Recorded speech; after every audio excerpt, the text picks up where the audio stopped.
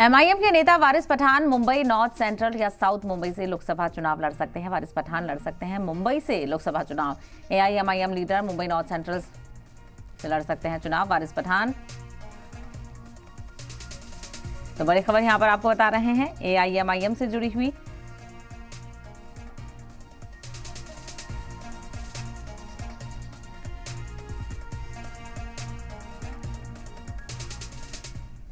लोकसभा चुनाव की बात करें तो लोकसभा चुनाव के अंदर एमआईएम की भी एंट्री मुंबई में होती हुई नजर आ रही है।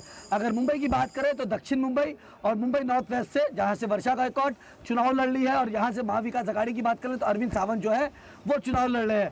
सूत्रों के हवाले से ये पता चला है कि एमआईएम के वारिस पठान ने दोनों ही जगह का जो है वो फॉर्म लिया हुआ है और आने वाले वक्त में दोनों जगह से वो कोई ना कोई एक सीट से जो है वो फॉर्म भर सकते हैं। सूत्रों के हवाले से ये जानकारी जरूर मिली है। अब देखने वाली बात ये होगी कि एमआईएम जो है ये दोनों सीट में कॉन्टेस्ट करती है कि नहीं करती है। अभी तक का आखिरी फैसला जो है एमआईएम के जो अध्यक्ष है असदुद्दीन ओवैसी, उनकी तरफ से आना बाकी है।